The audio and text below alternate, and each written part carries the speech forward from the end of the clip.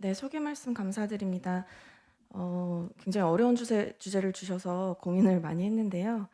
선생님들께서 관심이 많으실 것 같습니다. 사실 VT 스톰은 저도 굉장히 어려운 주제고 어려운 상황이라 저도 닥치면은 굉장히 고민을 많이 하게 되는데, 사실 예전부터 VT 스톰이라는 거에 대한 그 정의는 다양하게 존재를 했습니다. 근데 최근에는 좀 정리가 되어서, 일단 스톰이 생기면 예후가 안 좋은 건 모두가 다 알고 있지만, 스톰이 뭐 24시간 내에 몇 번, VT 이벤트가 몇 번 이상이면은 뭐 VT 스톰이다라고 정의를 아비트리하게 했었는데, 요 근래에는 사실 ICD를 가지고 있는 환자들이 많아짐으로 인해서 ICD 테라피가 하루에 24시간 이내에 3번 이상 벤트리큘 어리트미아로 인해서 테라피가 들어가는 경우를 VT 스톰, 일렉트리컬 스톰이라고 정의를 하고 있습니다.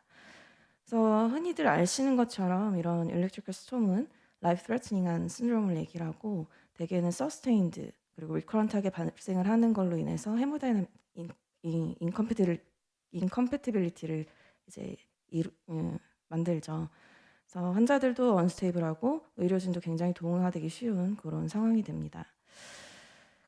VT 스톰의 원인은 여러 가지가 있는데, 일단 AMI가 오늘의 주제와 부합되는 내용이어서 이제 좀 볼드체로 표시를 해보았고, 그 외적인 요인으로도 일렉트롤라이트 임밸런스라든지 하트 페일러가 이미 있는 사람에서 특히나 저희가 좀 주의 깊게 보고 있는 그런 이벤트이기도 하고, 하이퍼타이로이디즘, 타이로이드 스톰 때문에도 생기기도 합니다.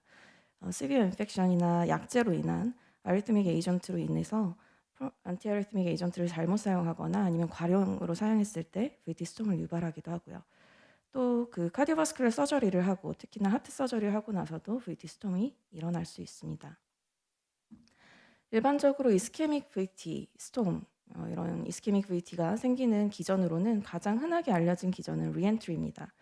그 이스케미아 인저리를 받은 부위, 인접한 부위에 파이브러스가 생기면서 바이블 마이오카디움과 적당히 살아있는 마이오카디움과 완전히 죽어있는 마이오카디움이 다 짬뽕되어서 섞여 있어서 얼룩덜룩하게 다 섞여 있는 그런 그 패치형 인팍 에어리어로 인해서 리엔트리가 형성이 되게 되는데, 어떤 조는 슬로우하게 컨덕션을 하고 어떤 조는 정상 컨덕션을 하면서 이게 서로 얼기설기 설키면서 리엔트리 패턴도 한 군데로 도는 게 아니라 팔자로 돌거나 여러 가지 패턴으로 돌게 됩니다. 그래서 이스케믹 VT를 어블레이션 할 때는 굉장히 좀 저희도 굉장히 예민하고 어려운데, 사실 몰폴로지가 하나가 나오는 것이 아니라서 어려운 케이스입니다. 근데 그것뿐만 아니라 사실 어큐트 MI 시츄에이션이라고 하면은 아드레널 톤 같은 것 때문에도 포컬 트리거가 발생을 해서 VT 스톰을 일으킬 수 있습니다. 이전 이제 발표됐던 연구에 따르면 24시간 내에 이런 벤트리큘러 아리스미아 에피소드가 많을수록 모탈리티가 높은 것을 확인할 수 있고, 뭐 3일 간격으로 봤을 때도 에피소드가 많을수록, 그리고 3개월 간격으로 봤을 때도 많을수록 모탈리티가 높은 것은 이미 모두가 예상할 수 있고 알 수 있는 내용입니다. 이스케믹 하티스가 있을 때 우리가 IC를 언제 넣을 거냐, 그거에 대해서 이제 여러 가지 가이드라인이 이미 마련이 되어 있습니다. 근데 사실 지금 오늘의 주제는 VT 스톰 매니지먼트이기 때문에 ICD는 임플란트 했다 내지는 하지 않았다라는 두 가지 가정 하에 말씀을 드리겠습니다. ICD는 세컨더리 프리벤션으로 넣게 되는 경우에도 이렇게 가지고 있다, 또는 우리가 어큐트 MI 시츄에이션에서 일렉트리컬 스톰이 발생한 경우는 ICD를 안 가지고 있는 경우가 많기 때문에 그 경우에도 말씀을 드리겠습니다. 만약에 ICD를 가지고 있다라고 한다면 ICD 리프로그램을 해야 됩니다. 또는 이제 ICD 리프로그램을 한다는 얘기는 ICD를 아예 끄거나 샥이 또 샥을 부를 수 있고, 샥을 계속해서 맞으면 환자가 마이오카디움 스터닝이 되기 때문에 EF가 더 다운됩니다. 근데 그 스톰이 발생을 하면 환자가 맨정신으로 계속 샥을 맞게 되는 경우도 있고, 또 ICD가 없는 경우라고 하더라도 우리가 디피브릴레이션 내지는 DC를 계속 쳐야 되니까 세데이션을 하는 게 일단 가장 첫 번째 치료가 되겠습니다. 그리고 두 번째는 일단 약물이 될 것이고, 우리가 흔히 접할 수 있는 약물, 항부정맥제, 그리고 그 다음으로 생각할 수 있는 것은 좀 더 인베이시브한 방법이 될 것입니다. 어블레이션을 하게 된다면 VT 스톰 자체가 굉장히 언스테이블한 상황이기 때문에 에크모를 달고 하거나 엘바드를 고려를 한 상황에서 이제 어블레이션도 고려를 해볼 수 있을 것이고, 좀 더 이제 센터가 크다면, 가능한 병원이라면 하트 트랜스플란테이션도 고려를 해야 되는 상황까지 갈 수 있습니다. 그리고 배드 사이드로 요즘에는 그 오토노미 모듈레이션, 뉴로 모듈레이션을 하는 테크닉들도 일부 발표가 되고 있지만 사실 널리 상용화되고 있지는 않습니다. 이스케믹 카디오마이패시에서 프라이머리 프리벤션 ICD를 했을 때 결국에 모탈리티를 조금 이제 감소를 시켰다, ICD 있는 군에서라는 보고들이 있습니다. 그래서 IC를 가진 군들이 이런 스톰 자체뿐만이 아니라 그런 일회성의 벤트리큘러 아리스미아 이벤트가 있으면 모탈리티에 조금 베네핏이 있는 것은 사실이지만 하트 페일리어의 개선이 있는지는 사실 명확하지 않습니다.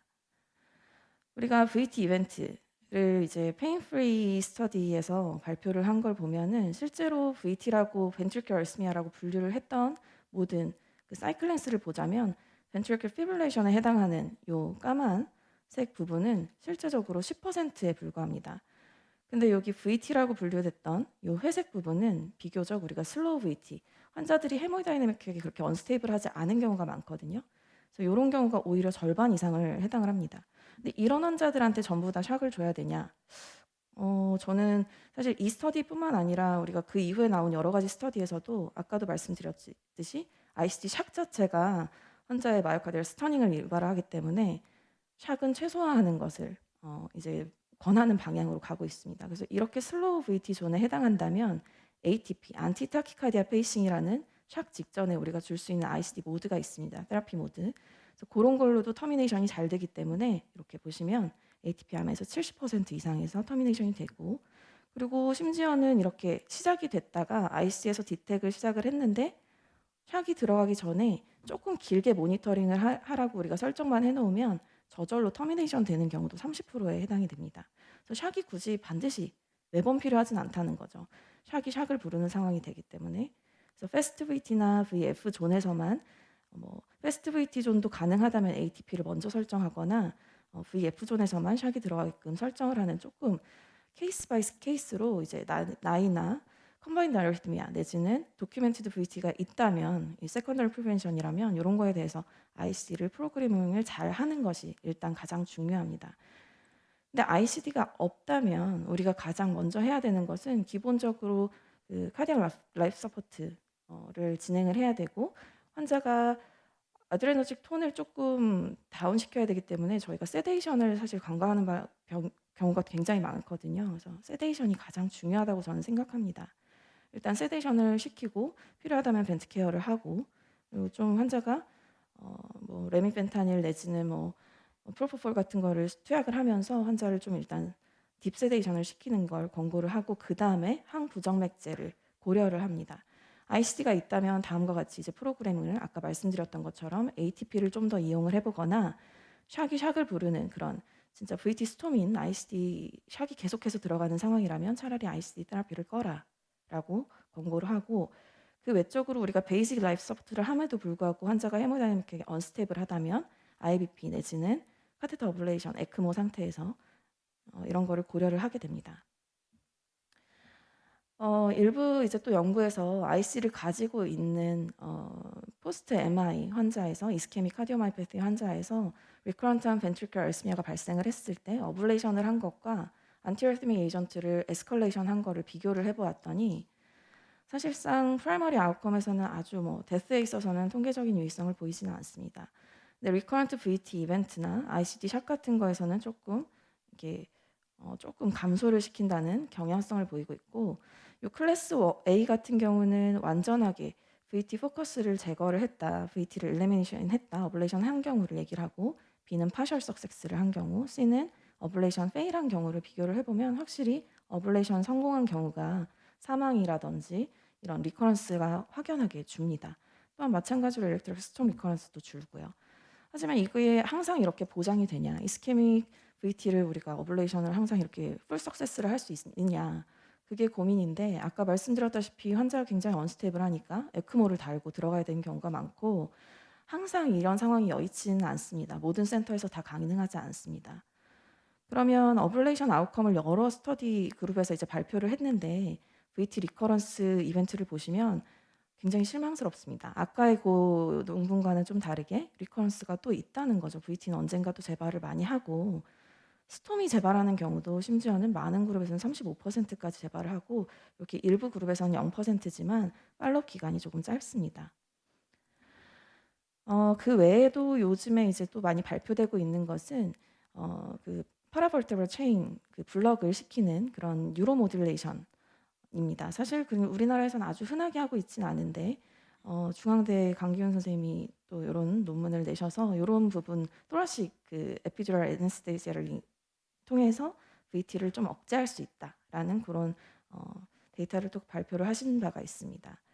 또 일부에서는 레날 디너베이션 이것도 역시 심파테틱 톤을 좀 조절하려는 목적으로 레날 디너베이션 이펙트를 또 보여준 건데 메타 분석을 통해서도 어느 정도 레날 디너베이션으로 인한 심파테틱 톤 그 조절이 VT 스톰을 좀 억제해 줄 수 있는 효과가 있다라고 발표가 된 바가 있습니다.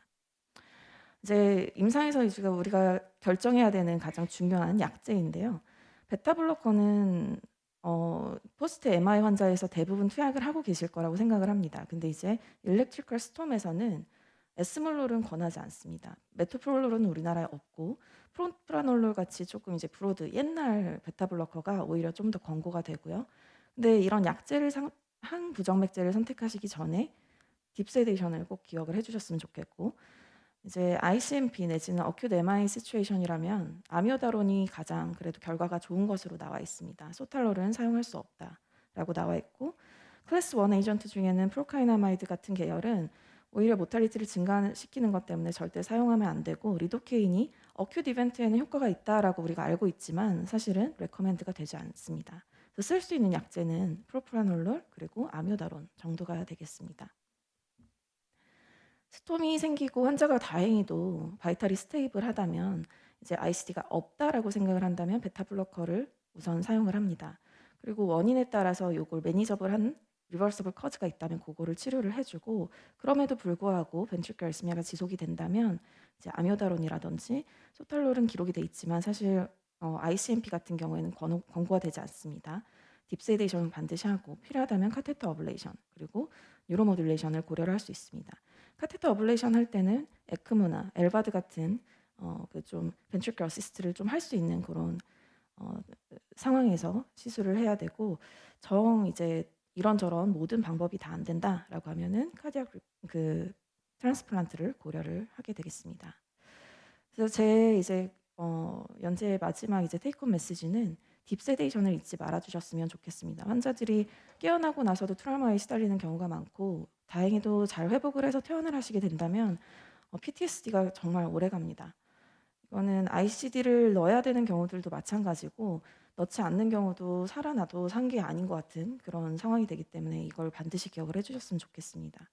베타 블로커는 고려를 해야 하고 예방적으로 리도케인을 투약하는 거는 권고하지 않습니다. 그리고 여전히 포스트 MI 그리고 이런 일렉트리컬 임발란스를 VT 스톰일 때 그리고 스트럭처럴 디스가 있는 VT 스톰일 때는 특히나 아미오다론이 퍼스트 라인 오브 초이스가 되겠습니다. 그리고 ICMP 같은 경우에는 40일이 지난 후에는 포스트 MI 40일 이후에는 필요하다면 이제 디아클래스 4만 아니라면 EF가 35% 이하인 경우에는 ICD를 프라이머리로 권고를 합니다. 하이 리스크이기 때문에 특히 약제를 충분히 잘 사용을 했음에도 불구하고 EF가 돌아오지 않는 경우는 ICMP는 확실히 ICD 베네핏이 있기 때문에 권고를 하고 있고 카테터 어블레이션은 일반적으로 잘 시행이 되진 않습니다. 시행을 한다면 백업 서포트를 반드시 하고 시행을 하도록 권하고 있고 엘바드라든지 VA 에크모 내지는 아주 심하다면 하트 트랜스플란테이션도 고려를 해야 됩니다. 네, 이상입니다. 감사합니다.